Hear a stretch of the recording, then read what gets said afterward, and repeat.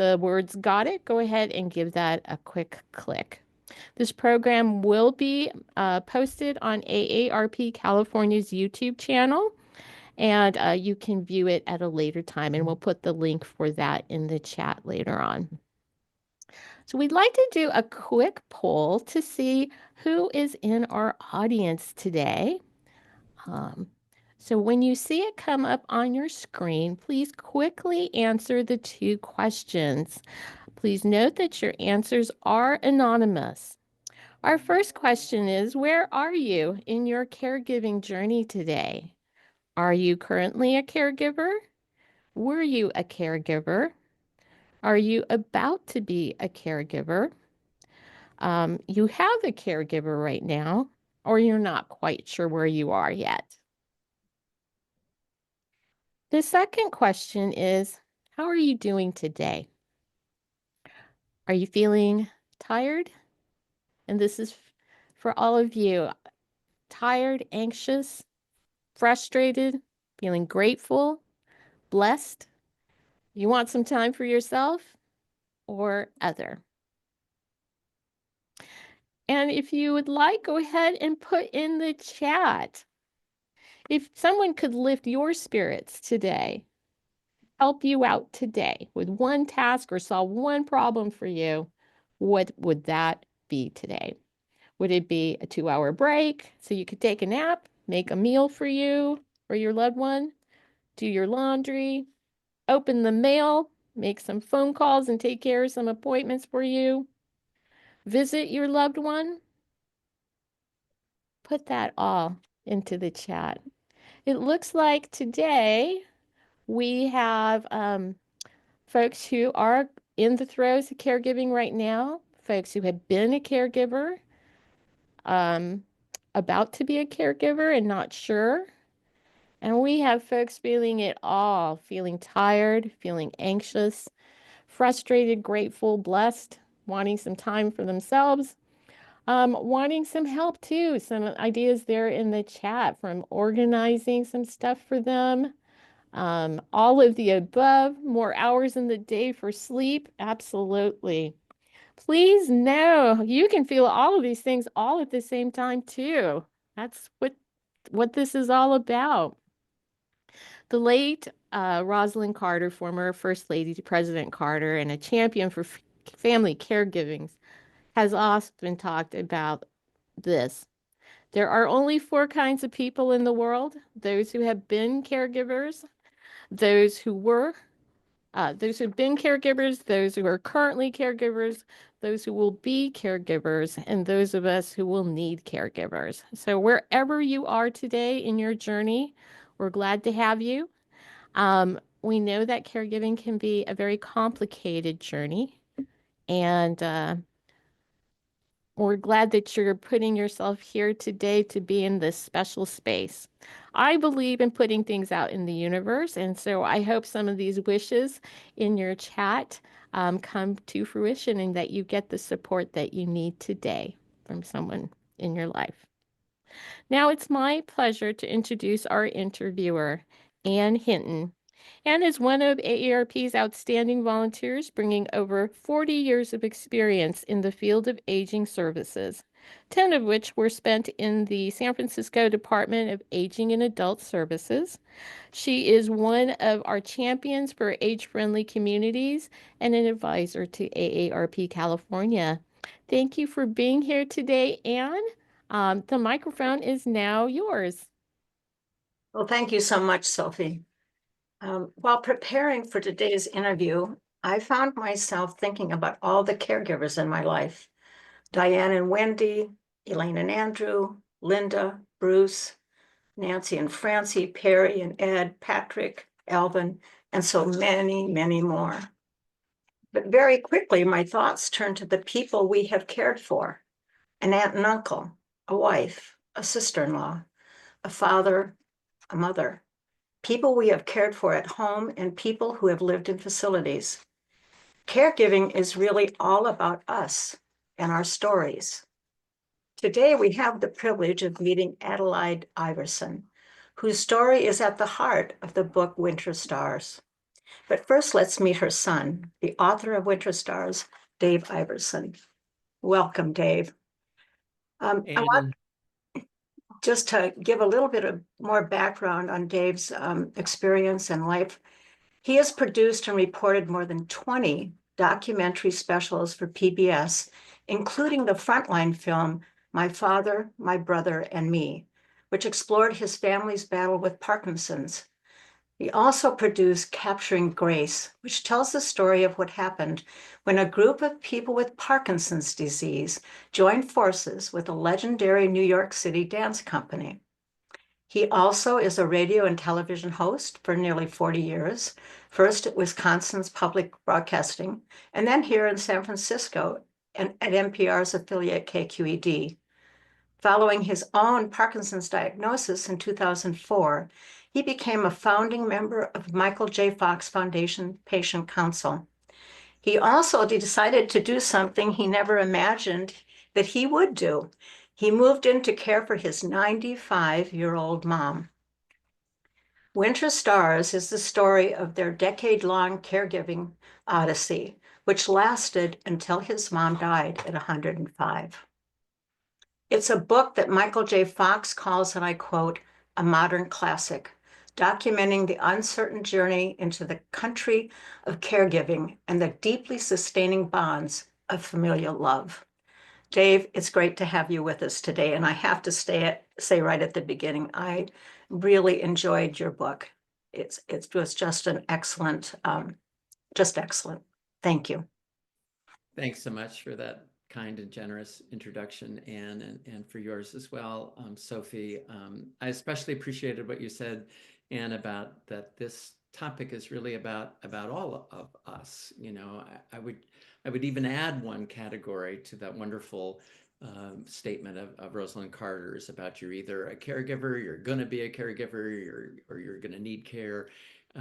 There's also another category, which is that many of us will experience both. You know, we'll both be Yes. caregivers and Yeah, at some point receive care. true. So it's caregiving is really a universal life experience, and yet oddly, we don't talk about it very Mhm. much often. And so I hope that's what we'll be able to do today, because it's a conversation I think we all need to participate in.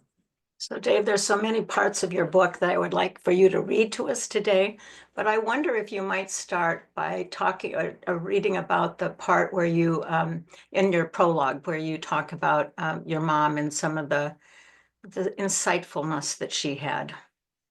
Sure, thank you. I'd be happy to read from that. In the fall of 2013, I walked into the kitchen of my mom's house in Menlo Park, California. She was 101 years old, and the early stages of dementia were beginning to take hold. She looked up at me and said, David, I think there are two Adelaides. There's the good Adelaide, the one who's pretty and smart and knows how to do things. And there's the bad Adelaide, the one who's ugly and stupid and can't do anything. I'm not sure which one is here right now, she said to me, but I think it's the bad Adelaide. My mom had always been a force. She'd graduated from high school at age 16, from college at 20, and at the top of her class in both.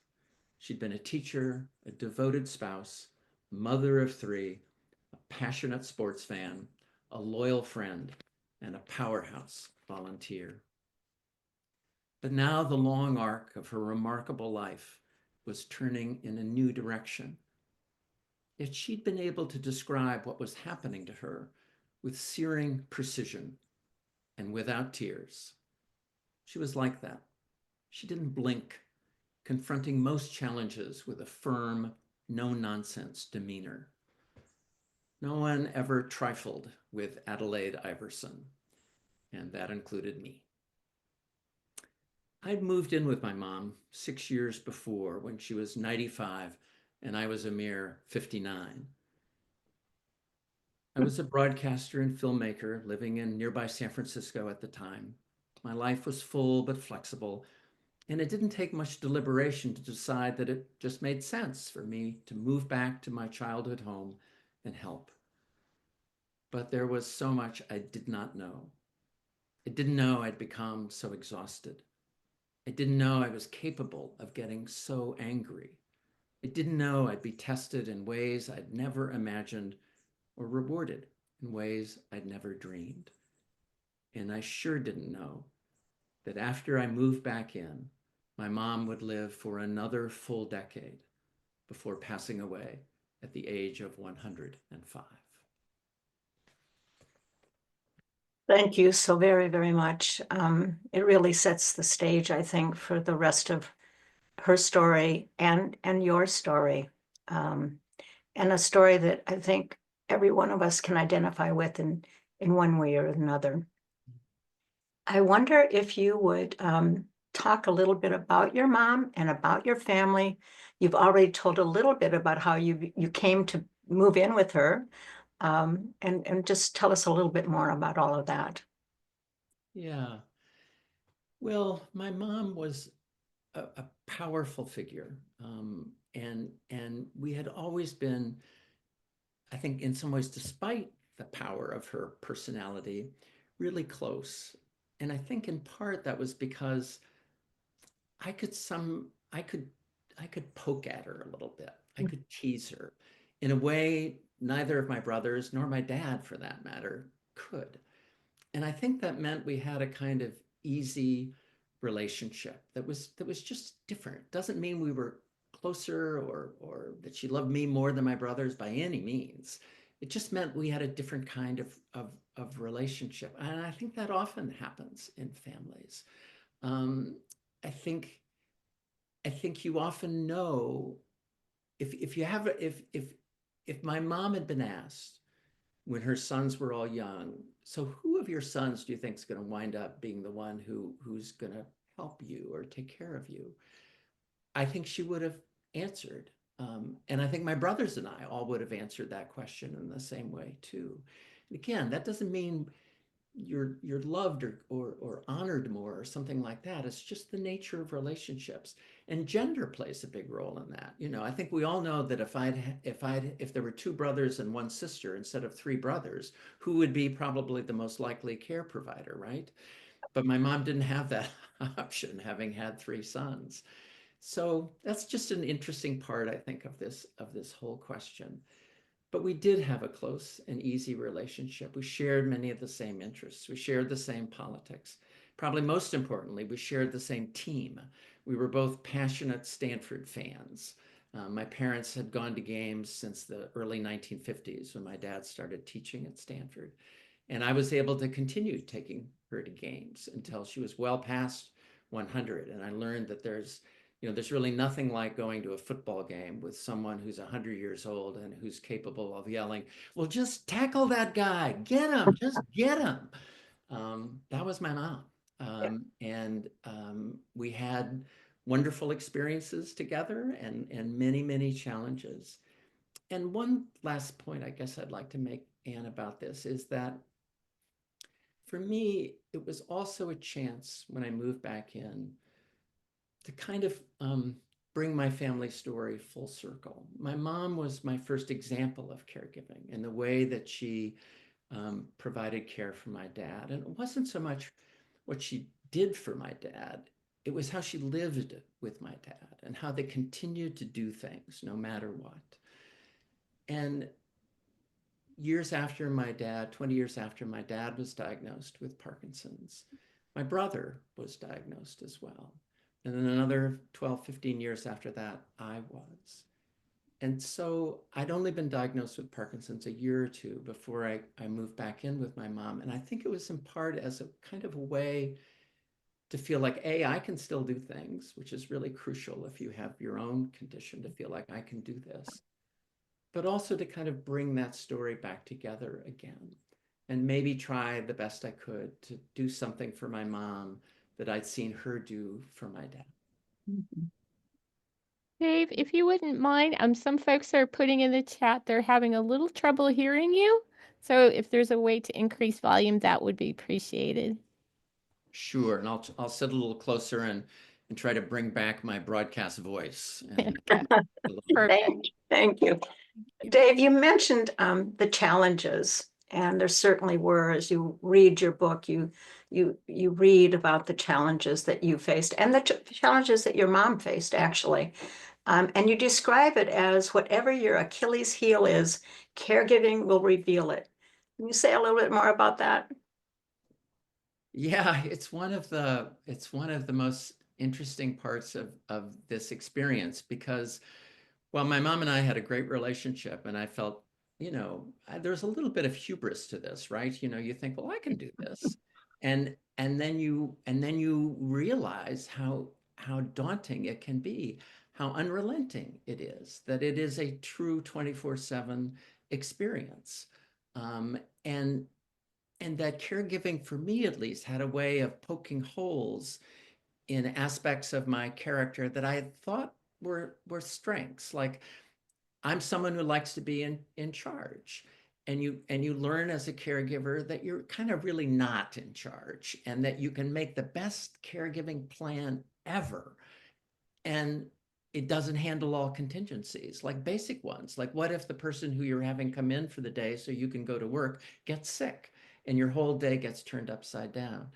So you learn that things that are strengths are not necessarily so great. And perhaps for me, most significantly, was I'm someone who who thinks that I have pretty good ideas. I think that I'm right about things, and not only that, I like making sure you understand why I'm right about things, and that's pretty worthless when you're a caregiver, right? Because Yeah. especially if someone has dementia, being right, being factual doesn't matter at all. And so for me, it was this, oddly became this kind of way of growing up in my 60s, and learning about an aspect of life and changes that I needed to make that I don't know as I ever would have encountered otherwise. We learn a lot about ourselves, don't we? Yeah, we do. We do. Not just about the person we're caring for, but about ourselves as well. Yeah. One of the things you wrote in your book is that caregiving can only be fully given when your heart is inclined toward kindness.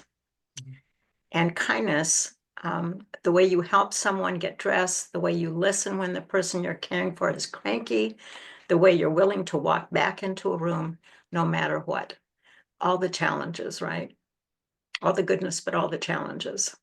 Yeah, and I don't think we're very prepared as adults for some of those, because caregiving is is very physical, and it's very intimate.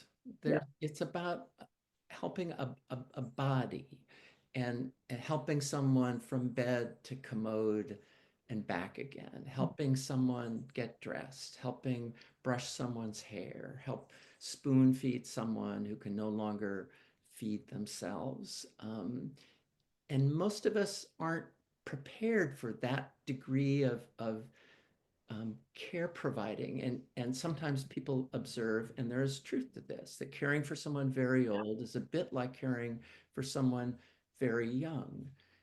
And for those of us who are parents and can remember those days, there is some truth to that. But the thing you learn, I think, when you're a caregiver is that, changing your baby's diaper, no big deal. Changing your mom's or changing your spouse's, not exactly the same experience. And or being awakened time and again during the night to go and attend to someone. It's different when that's your mom as opposed to your young child. So it's that the challenges are enormous. And I never, ever, ever would have survived if I hadn't had remarkable women there with me throughout that time, because I was still working. So I had people coming in during the day so that I could go to work. And that in itself was a gift. Most caregivers don't get to walk out the front door in the morning and not come back until nighttime. But I did. My job was at night and through the weekend. And those women carried me through that decade. They really did, with a kind of kindness, as to use the word you did, and consistency. Mhm. They were kind of there no matter what, and I knew that, um, and that in itself is was such a gift, and it also, I will say, it's not a career that we honor enough in this country. Very much agree. Very much agree. I want to go back to something when you were talking about the difference between, changing your child's diaper versus a parent. And you talk about, and it's certainly been many of our experiences, that as a caregiver, you sometimes lose your sense of that relationship that really is the beginning, right, of the relationship. You lose that piece of being the son or the daughter or the nephew, or right, the niece, whoever it is. And yet that's what we want. And I think you talk about that in your book. Could you say a little bit about that? It certainly spoke to me. Yeah, I think, that changes, and that changes, of course, as we age. Your relationship with your parents changes as you age, and there is a kind of role reversal um, that takes place. And that had been true for me in the role that I'd played with both my dad before he passed away and with my mom. But that's different. It's different to Mhm. take someone shopping. It's different to help someone with something financial, or to lend a hand with arranging to, get a new roof put on your parents' home or whatever it Yeah. happens to be, than it is to be there every day and in every moment. And then you do become less a son and more a care provider, I think. Um, and and there was um, that, and it also changed for me to be in that person's home. I wasn't Yes. in my home. I Mhm. was in the home I grew up in. Mhm. Um, but those moments when, like, I'm someone who likes to get up early in the morning and the house is quiet, you're the only one up, you can have your cup of coffee. If you're a care provider, it's not the same, because you're waiting for what's gonna about to happen. So yeah, I think it does change that relationship. It deepens it in the end. If you're fortunate enough, as I was, especially to have the help that I did, it absolutely deepened my relationship with my mom, and we retrieved the beauty of a mother-son relationship over time. But there's no question that it changes it. And I would think even more for a spouse. I think in so many ways it's probably easier to care for a parent than it is for a spouse. And I've been fortunate not yet to have provided that role with a spouse. But yeah, I think it does change the fundamentals in the way you suggest. Yeah. Yeah. So I wanted to move to another subject that you address in the book, and really eloquently, and that's frustration, anger, disappointment, general grumpiness and crankiness, and I think, frankly, on both persons' behalf, right? And I think the fact that you're so honest in the book, and very revealing about yourself, about your mom, because that's what makes the full story. Would you talk a little bit about that with us?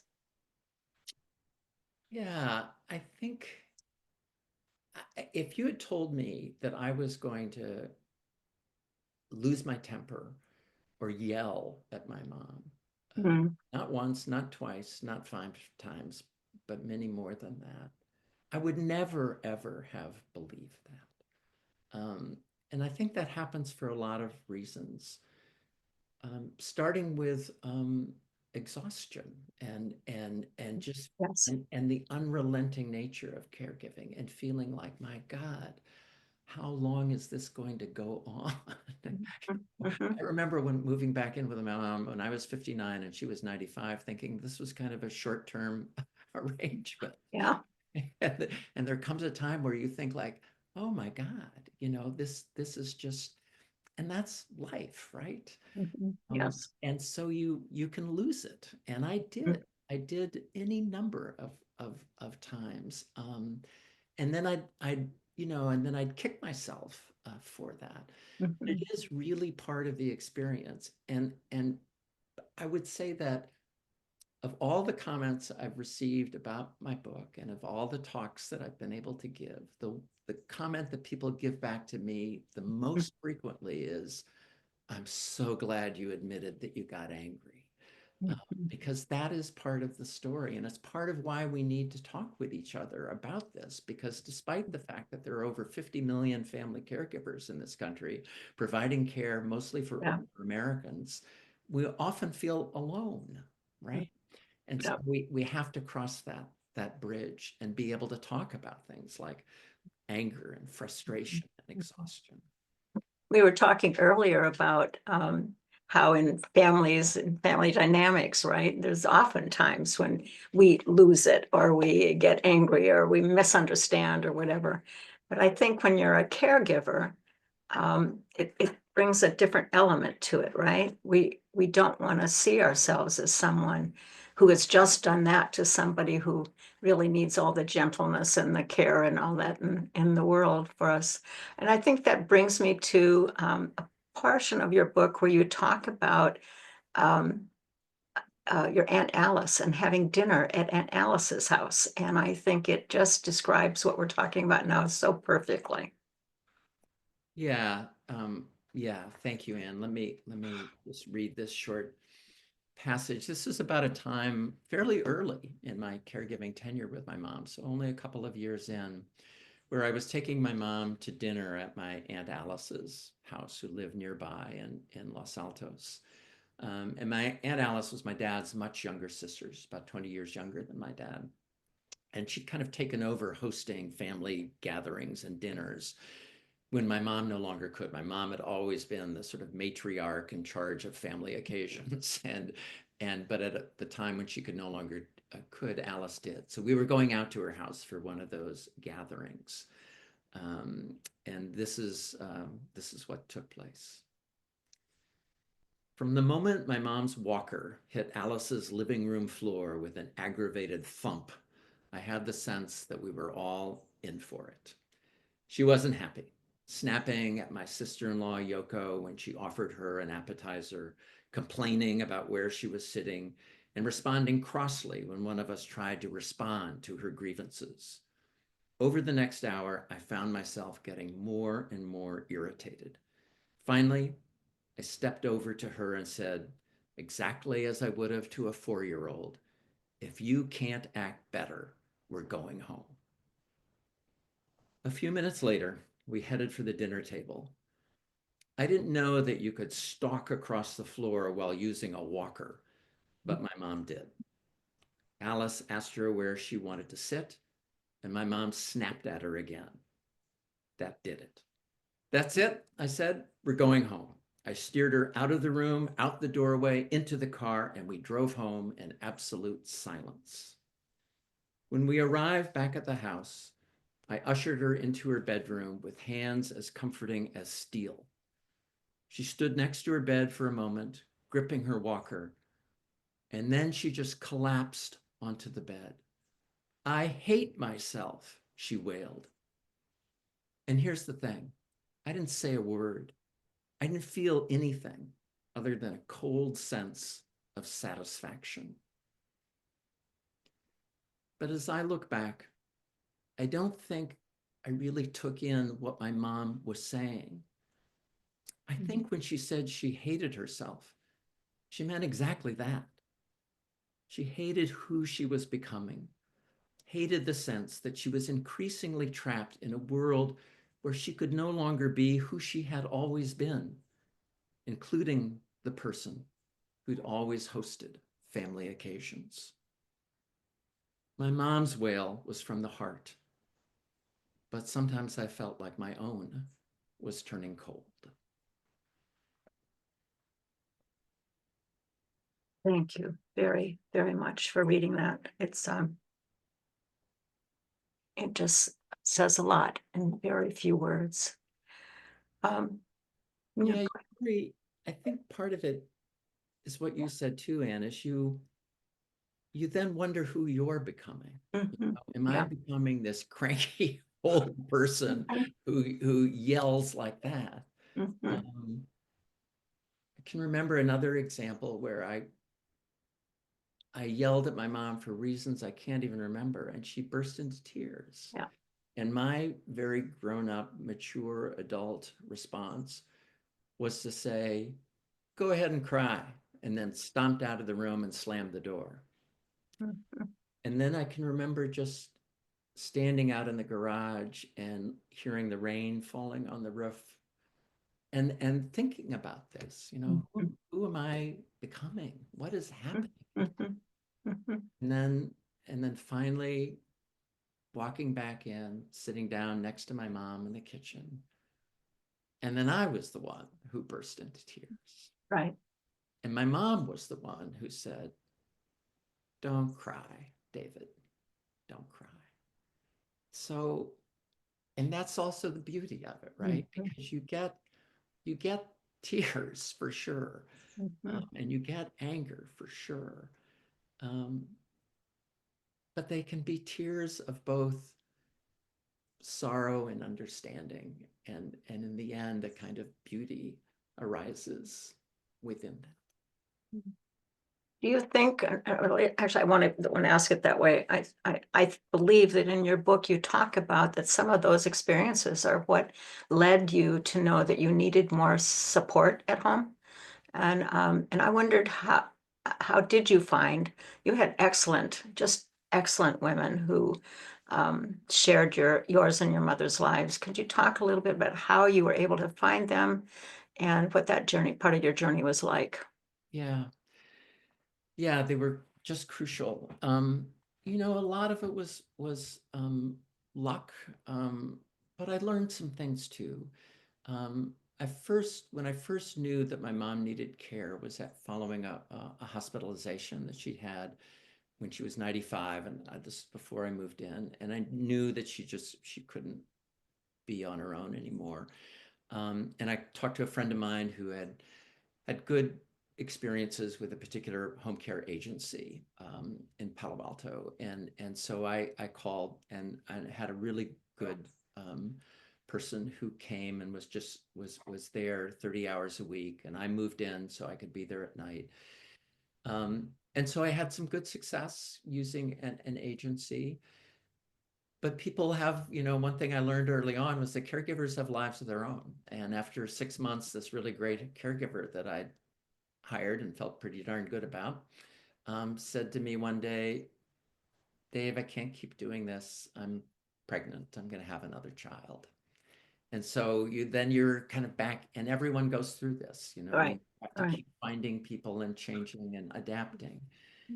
And some of it was friends. I called a friend of mine who I'd known had used a caregiver for her parent, and she said, "She's really great. Call her." And I did.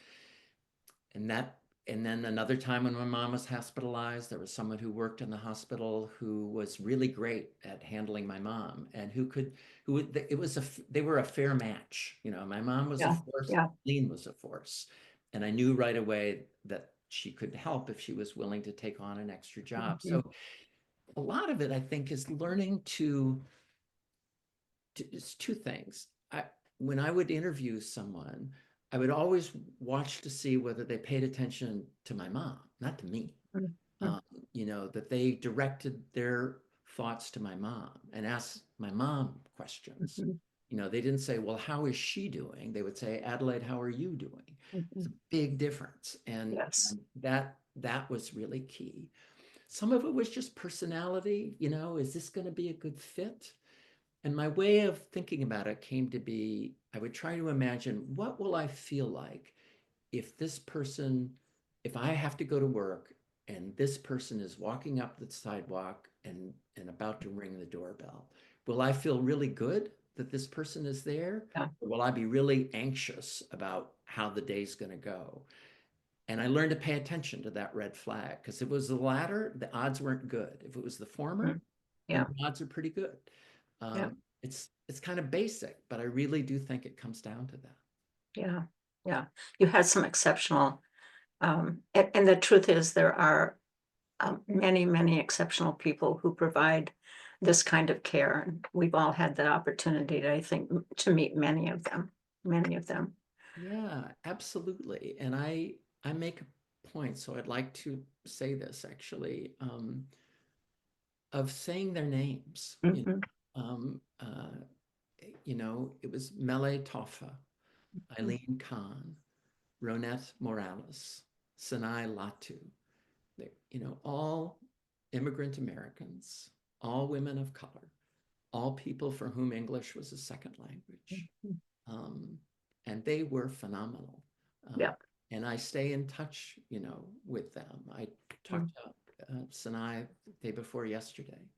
Um, and we need to remember that and honor that.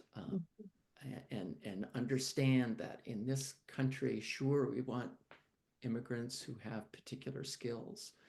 Well, it's not just high tech skills. Yes. It's Yes. it's Mhm. the skill that caregiving demands too. Was your mother receptive to having caregivers other than yourself? Yes, and this is a really great question that you've asked, because I was lucky in so many ways, including those caregivers, but I was also lucky in that my mom was perfectly fine having help. And many people resist that. But Yes. it's part of her, she was a bit of a queen bee. And so, her feeling was, well, of course people want to help me. Of course my son wants to move down from San Francisco at age 59 and move in and help. I mean, why wouldn't he? She was her whole thing was means to an end. If whatever it took for her to continue to go to Stanford football games, Mhm. was fine with. Yes. You know, Yes. it was all, if she needed a few props, whether that was a walker or a son or a wonderful caregiver, fantastic. Um, that is a fabulous attitude to have, actually, Mhm. rather than someone who resists. Yeah. So it's funny how that aspect of her personality turned out to be a huge asset. Mhm. Mhm. I wonder if you could say a little bit about the kindnesses that you found along the way. And I think because there's a lesson in that for all of us, both that we can generate those kindnesses ourselves, but also to remember when it's happened to us, and especially when it's happened to the person we're caregiving for. Yeah, it's really huge. Let me begin with my brothers, because neither of them were in a position to provide help for health reasons, for reasons of distance. Um, but they always made sure I knew how much they appreciated what I Mhm. was doing. That meant a ton to me. Mhm. Sometimes this can get to be fractious with siblings Yes. about who's doing what and all of that. It wasn't in my family. And my brothers and sisters-in-law were fantastic in that way. Um, my wife Lynn, we weren't married at the time, are now, but she would come down and spend a night every weekend from her home in Berkeley. That kindness was invaluable. But there are little things too, and you and I talked about this a little bit before this event began, that mean so much. And it comes back to this question of people who see Mhm. and see your mom. My mom loved to go to Pete's, and so I'd wheel her down in the wheelchair down to Pete's in downtown Menlo Park. And she took up this habit late in life of waving at people, and which she'd never done, but she did, and greeting people that she didn't know. And once when we were wheeling out, she stopped and looked at this young man and said, "I like your glasses." And he looked up and smiled and said, "Thank you. I like that coat you're wearing." And my mom just beamed. And Mhm. it's because he saw her. Mhm. He didn't look at me and say, "Isn't she sweet?" He saw her. And that is so essential. And that kindness. And there were friends of my mom who were wonderful, persistent visitors who would come, and they never knew how they might be received. Right. They came. those kindnesses mean everything to that person, even though they may not remember it, and they mean everything to you, um, to be seen in that way as well. That's another part of the story, isn't it? Is recognizing that there's a moment when someone is in the moment and can reflect on a gift that was given, words, whatever it might be, but then that moment isn't there for them the next day as it is for you, right? It's a really kind of a hard thing, I think, to grapple with, right? That you have these experiences together, but you're the only one of the two that remembers the experience. Yeah, I used to just want to hang on to those and treasure those. Um, but in a sense, moments are moments because they pass, right? Right. And so you treasure them as you experience them and take in the fact that I get to remember this and my mom won't. But it's okay. I remember once we had a wonderful visit from my mom's youngest granddaughter, Ayuko, and they were always very close. And they had this beautiful visit, and I took this beautiful photo of the two of them. And the next day I said to my mom, "Wasn't it great to see Ayuko?" And my mom said, "Oh, I'm sorry I missed her. I didn't realize she was here." Mhm. It was wrenching, and yet it happened. Mhm. Mattered to Ayuko in that moment, mattered to my mom in that moment. And that really does count too. And then always surprising the things that people do remember or that they come out with at a time when you're not expecting really any reality to be there at all. Yes? Yeah, there can be these stunning. My mom was not a very poetic person. And as her dementia advanced, Mhm. you'd think, language, and it did. It became, she would say things that I didn't understand, that didn't make any sense, or that were profoundly not true. But sometimes she would say, I remember sitting outside in the backyard once, and it was this cloudy, overcast day, but the sun was kind of there still, surrounded by the gray weather. And my mom looked up and said, the sun understands me. It's trying to poke through the gray. And I remember thinking, that's about as good a description as I can imagine of what it must feel like when you're slipping, that you're surrounded by clouds, but you're trying to poke through the gray. So yeah, there are these extraordinary moments, Yeah. and that's it really. It's to remember to understand that person's truth, that person's reality. That Mhm. when my mom said she hated herself, to hear her and to hear what she meant by that rather than being dismissive of it. Yeah. Yeah. It was a long journey, 10 years, right? And it can be a long journey, even if it's only 10 weeks or 10 days, but yours was exceptionally long. And I wonder, how did you come back into your own life? How did you, quote, re-enter, right? Into the non-caregiving world? Yeah, I've heard other care providers say they missed that time. They missed that the beauty of that and intimacy of Mhm. providing care. And I do understand that.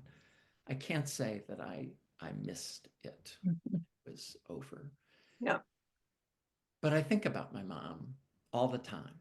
And she is real to me in a way that I don't think would otherwise have been the case if I hadn't had um, that experience. I think I inched back in because I was, again, so fortunate. I had these caregivers who were there during that decade. And then toward the end of that decade, the last year and a half or so of that decade, I decided I really needed to be a son again. I remember having it was a kind of blow up where I'd yelled at my mom because she couldn't remember that she'd gone to church, even though she'd gone to church. And I remember thinking, I just can't do this. And it was clear to me in a way. I'd thought about, I got it. This has got to change. I thought that a year into caregiving, but this time I really knew it.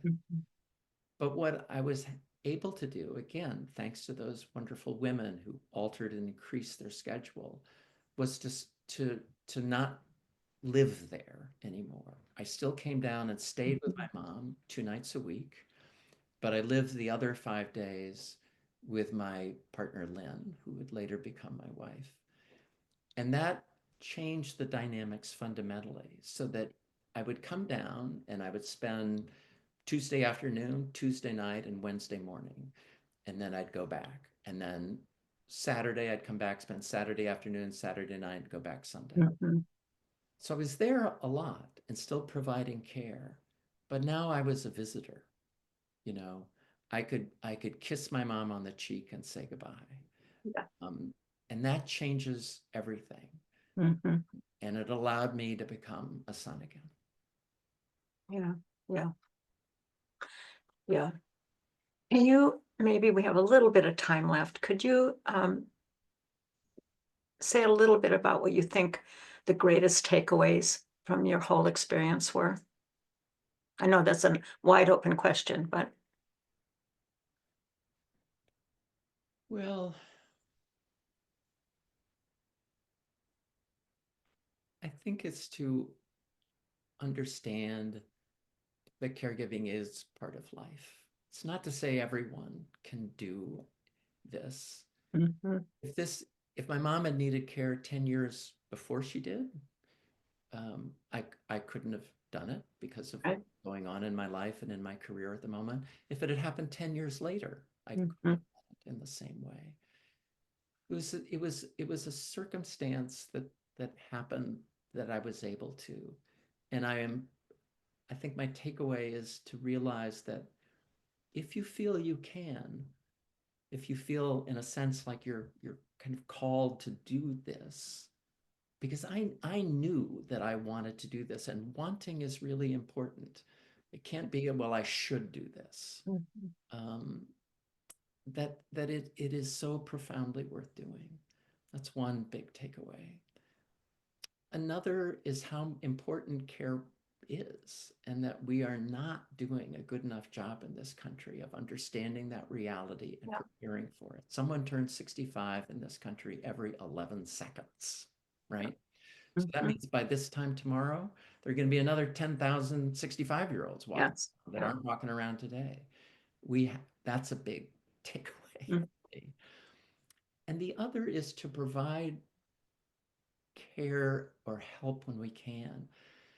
If you have someone in your life who's a care provider, to do more than just say that sentence we've all said 1,000 times, which is, well, let me know if you need something, but instead to call that person and say, I'm going to the grocery store. Can I pick up 2 cartons of milk or one?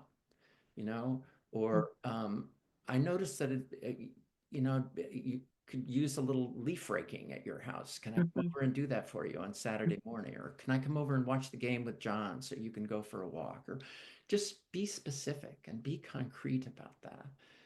That's so welcome. It is so welcome when you're a caregiver to just have someone say, whether you like it or not, I'm bringing you this. And because it's hard to take time off. People always say, well, you can't take care of yourself, or you can't take care of someone else unless you take care of yourself. Well, fine, but it's not that easy, It's not that easy. You can make a plan to go to a movie, but if the person you're caring for gets sick, guess what? You don't go to the movie. So there's a lot that can come from those little acts of kindness that are incredibly valuable and important. So Dave, I couldn't help but think while you were talking about Christmas in October and about how flexibility, that ability to let go of what you think is right, or you think, oh, this isn't the time, or this is, it's not December, whatever it is. But could you tell us that story as we get ready to close? And then I want you to tell us why you named the book what you did. Yeah. It was after my mom had started on hospice. So this is the last, she was on hospice a long time too, not surprisingly, for 2 years. Mm. Um, but it was the fall. And she said, I see Christmas trees. And I said, where do you see Christmas trees? Being too literal. And she said, well, I see Christmas. And I said, well, do you want it to be Christmas? And she said, yes, yeah, I want it to be Christmas. And I said, okay. And I went outside and there was a little, volunteer pine tree growing in the side yard. And I cut it down and I brought it inside and put it in a Christmas tree stand. And we did this kind of, mix mash of decorations. And it was Christmas in October. And my mom loved it, Yeah. and so it's, I blew it many times, but once in a while you do something right. You had it right. And, Yes. and that's, that's deeply rewarding all the way. It sure is. It sure is. And now the title of your book, where does that come from? Yeah. Well, it also relates to Christmas. During the last year of my mom's life, she was really um, often agitated, as people often are at the end of life. And I used to really worry that she would never find peace. She became harder to understand. You could tell she was upset, but hard to know why. And so this is about the last Christmas that I shared with my mom, and one particular evening that I was with her. When I walked into my mom's bedroom, I knew right away that on this December night, she was in a different place. There wasn't any restlessness. She just seemed quiet and calm. She looked to be remarkably at peace. We just sat there for a long time, holding hands, and I felt a wave of tenderness come over me. After a while, my mom looked at me and said in a voice that was soft, but only slightly slurred, "You look wonderful," she said. And I told her that she did too. I said, "We make a good pair." And she smiled and said, "What a pair." We sat for a long time, my hand on top of hers, just sitting together, nothing more. And then she turned her head to me and said, "I feel lucky." And she said it with more clarity than anything I'd heard her say in many months. And I told her that I felt lucky too, lucky for all that she'd added to my life and the lives of those around her, and that I would always remember what she taught me. And then she said it again, "I feel lucky." And so I asked her if she could tell me why. And there was a long pause.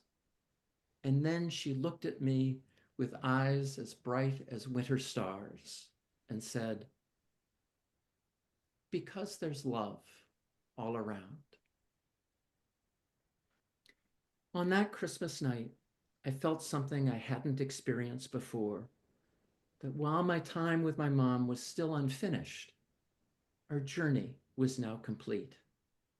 We'd endured our bursts of anger and frustration, but over time, our deep and abiding connection had always held. We had found a steadying, and while the currents of time and age had taken us into a territory we'd never imagined, we'd kept traveling. And that journey had carried us to our truest destination as mother and son. It had brought me to the bedside of someone I loved so that I could hear the deepest of all truths, that love is all around. Thank you so very, very much. On behalf of myself, and I'm sure the audience, this has been marvelous to be able to talk to you and have you share your mom with us. Thank you. Thank you so much, Anne and Sophie. Anne, you might have a future in broadcasting. You're a good interviewer. Oh, well, I think, Sophie, on that, we turn it back to you.